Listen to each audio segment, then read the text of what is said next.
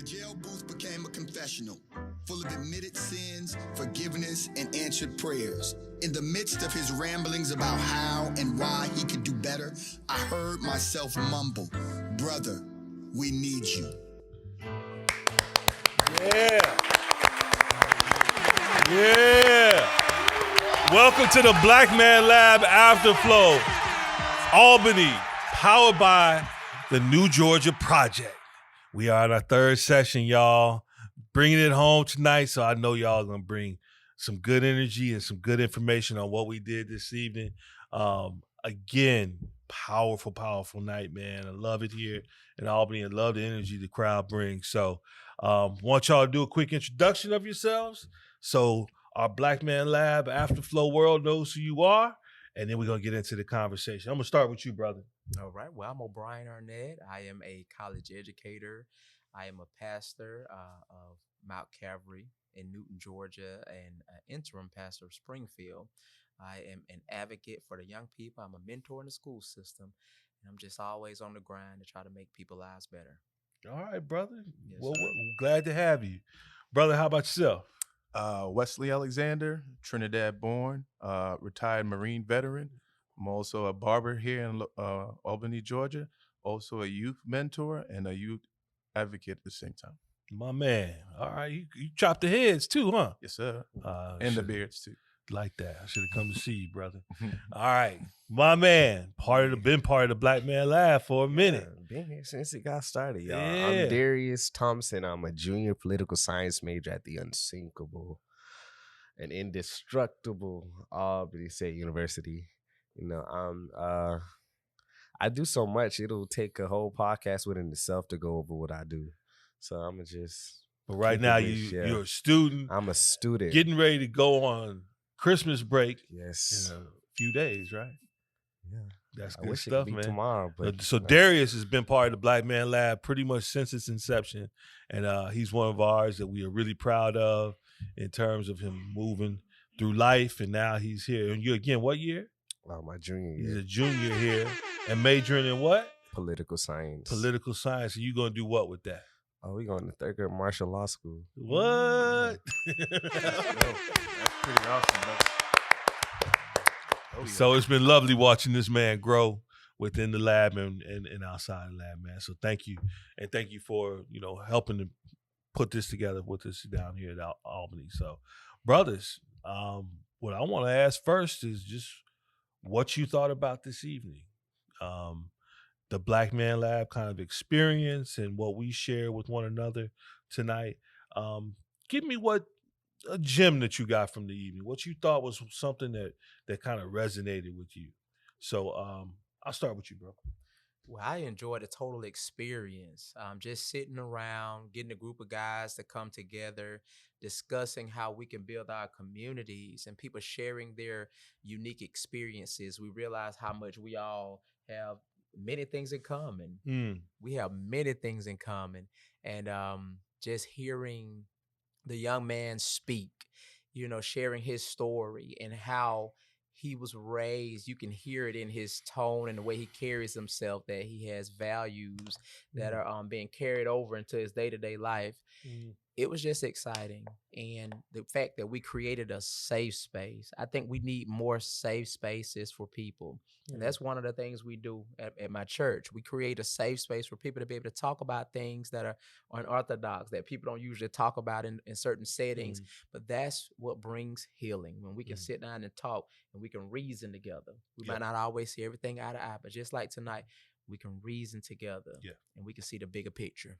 And I think to that point, for us as Black men, and I touched on it a little bit in the lab, so often there's the outside forces that get in the way of us having these kinds of conversations, right? They cause us to, turn our backs on one another, or put these up at each other, or just, move in a way that's not conducive for our communities. But when we provide these safe and sacred spaces like this, particularly for us, not putting anything down on our sisters, love our sisters, but there's some spaces where we just need to be able to get together and have these shared experiences. Like you said, how many of those experiences that we discussed tonight that each of us have had, right? He might have had an experience and I've had the same thing. So that commonality, that brings us that much closer together and gives us the ability to galvanize and plan and build together, right? So that's a good point. What about you, bro? I mean, for me, the overall aspect of it was I finally saw a platform that the walk was being walked instead of the talk being talked. The same having a platform where the seed, the child, the kids, and the adults, some of the older seasoned veterans and stuff like that were on the same platform. Now listening, the key word is listening. And now to understand, to be inspired by the kids that's now developing to be better than who we are. The literal aspect of that on a platform, honestly, is non-existent. And I hope we could continue to cultivate that system to now be on a bigger platform to reach those who don't know. Yeah. That's a integral part of it, right? Is having this space that's intergenerational. Young Darius, who wasn't the young person in the room, Right. but had a voice. Definitely. There was a young man, 12 years old, in the room. He had a voice. Yes. Right. We had some elders in the room, had a voice. But what we were able to do was learn from one another. Right. And the aspect of Brother Darius here, as closer to the child that the 12-year-old to listen to now, hey, he's in college. Exactly. You're going to be there very soon. Sure. And listen, he's out of college. You're going to be there long-term wise. So now you have the trifactor, we call it, right? It takes 3 points in the hill to find a slope. So if you could identify a consistency, now you could shape your own direction. Absolutely. Yes, sir. Man, talk that talk, brother. Talk that talk. Damn. Right. There you go. Darius, what about you, man? You're experienced in the space, but I'm sure it's different every rip, right? It's a little something. It most definitely is. It's a different experience every time, especially when sometimes when you're the only young person in the space. Sometimes you're always the example in the space. Sometimes you're always the intended target in the space. And if we just draw out of that where we start looking at it as a collective and not trying to frame it for one particular thing, then we can get somewhere. I'm just kind of still stuck on the topic we had earlier in regards to what it is that young people need. I feel like that's a topic that I kind of go over in my head almost every day, because it's like, okay, let's see, maybe we bring the approach to them this way, maybe it'll work. But I just feel like sometimes you got to meet people where they are and you can't start a race from back here if all your starting players are ahead. Like, you can't bring them back. Oh, no, start here. You got to meet them where they're at. So I think that's one of the biggest thing that's been going on. I think that, to your point, what we are tasked with, and when I say we, I mean men of a certain age, right? What we're tasked with is getting out of our way sometimes, right? And what I mean by that is we're here to serve you all, right? You and those younger than you. We want to see the best for you all. But what happens so often is we're starting in a place where y'all ain't never seen, right? We're already halfway through the book and y'all haven't got to the first page. So we have this expectation that this stuff that we're talking about at the halfway point of the book, y'all gonna understand. Rather than us going back to say, hey, where you at? Finding out what's important to you. And that's what we really want to get to, right? That's what the Black Man Lab is really built on, is we want to know what the needs are for our young people. And we're going to connect the dots, right? That's all we've been trying to do. You've experienced that already. We want to connect the dots so that our young people, can advance without having to go through a lot of the bumps and bruises that we've already been through, right? So I get where you're going. You get me to pontificate, man. You start talking. I don't want to do that. So we talked about the next person to be in the Senate seat, right? Next senator. And we talked about what's that thing that we would tell him, right? What would we tell him if he said, "Hey, whatever you all want, whatever you want, I'm gonna do it. You just got to tell me what that is." What would that one thing be? So I'm gonna start with you, brother. What would that one thing be? I think I know what you're gonna say. Are you gonna give me one thing? You got one thing to shoot at him. He's gonna say, "This is the one thing that I'm of all the promises I made. This is the one I know I'm gonna keep." There's with all a lot, and this is the one that's really resonate to me, given the realm of happening that I am in, and I need them to come and see what's going on to now have a realistic direction to do better. I need them to come to the school systems.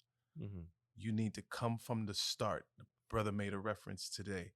He said the jail system takes the third grade data and forecast prison systems. Sure. Right? If someone is using the third grade as an example to project how many jails or how many cells we need, why are we not uprooting our school systems? Right? Now somebody is marketing our third graders, brother, our third graders to now tell you, let's project how many jail systems we need. If that's not a problem, I think he needs to hear that statistic. I think you're absolutely right. My question is, do they know that already as well? My answer would be, I think they do. The other piece of it is, who's in those jail cells? Hold that thought. What do you think, brother? It's so much. That's a loaded question for me, because piggybacking off of what he just said, the education system and that access, I would definitely question about the access of when it comes to rural areas with internet and resources, so they can be productive as well. I just take a look at even an area I serve. You see the big disconnect with the adults, the students, the educational system.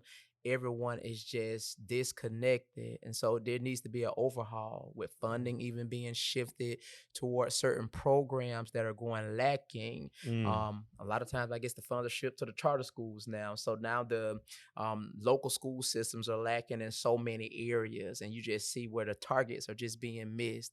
And it's like people just waving through the waters, just passing through. So we really need to just have that conversation and accountability. Do what you say you're going to do, and don't ever get selfish. But I always think you're in a position to serve the people. Are you really listening, and are you listening to take action? So that accountability piece is tough.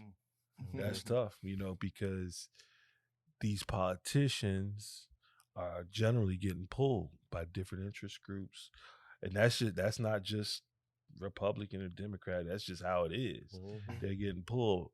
So I think it's important that we, as the people that put these people in office, hold them accountable. Right? We got to say, hey, you don't do what you say you said you were going to do. Watch what happens the next time you up. So good stuff. Darius, I'm asking, what's his insurance policy? Whoa.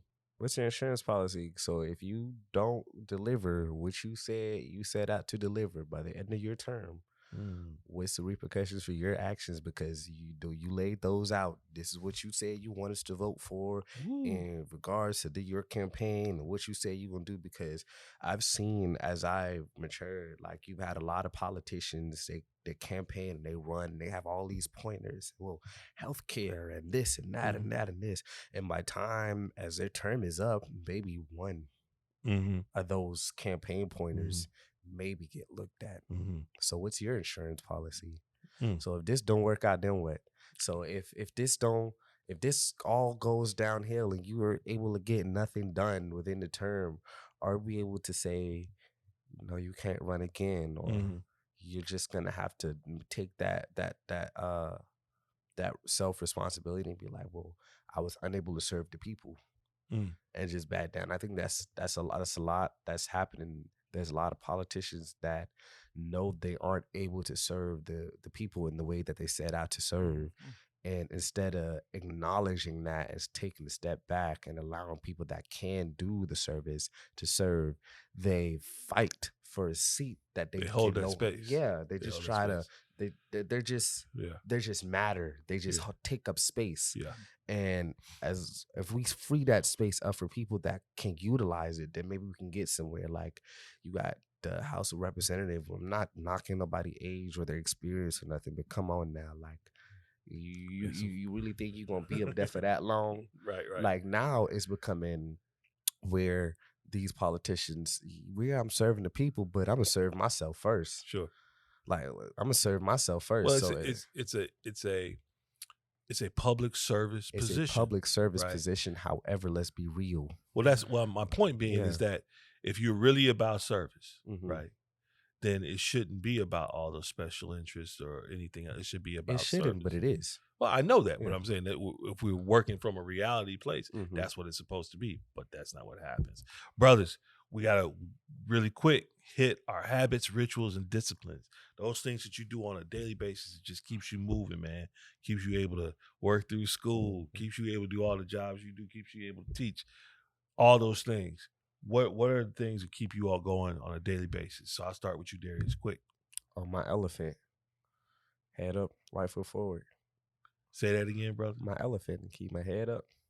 Right foot forward. Right foot forward. Just keep moving. Love it. Keep pushing. Brother, what about you?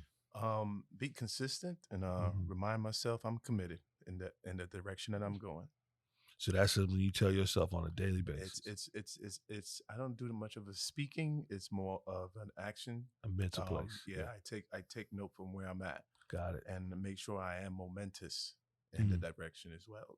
Because that direction, if you look back 5-10 years and you're behind where you were, you need to make a change and do something different. So that'll show you exactly where you at. And once you identify where you at, you can know where to go forward, how to move forward. Got you. Brother, how about you? My diet. And when I say my diet, I'm talking about spiritually, mentally, physically, emotionally. I always try to keep myself in a space where I'm listening to something that's feeding me information. When I get up in the morning, I turn on something where I could just gain some information. It could be some on, a tax code with an LLC, but something that's constantly feeding me more than what I already know. I might turn on a message from TD Jakes or someone, just to feed my spirit, man. I'm going to go to the gym, work out. So I believe in creating those safe spaces. I have those people that I can be vulnerable with in front of. I need to cry today. Yeah. I cry, get it out, but they're still going to hold me accountable. Sure. So those are the things that keep me going. And then sometimes when life hits you and you feel like, I just don't know. I don't see my way out of this one. When you're surrounded by people, I say who's smarter than you and who challenge you, it always keeps you on your tippy toes. It always keeps you and pushes you to move forward and be the best version of yourself. Every day I'm trying to be a better me. Absolutely, man. That's surrounding yourself with good like-minded folks that are doing great work will help you and push you, man. Who's normally here doing the podcast, my brother Molly Davis, he and I have been together for a lot of years, maybe 40 now. Am I that old? 40 years or so. But we've been together. There goes Keith. I was waiting for it. But we push each other. We push each other. And I know that I am a better man because, he is who he is. And I think that he probably feels the same way with me. So we got to surround ourselves with good people. On that note, too, my nephew, Kahari Davis, happy birthday, brother. Happy birthday, Kahari. Yeah. Man, listen, thank y'all. Love y'all for sharing. Love y'all for being in this space. We're going to be back. All right, man. Black Man Lab, Afterflow, Albany. Love y'all.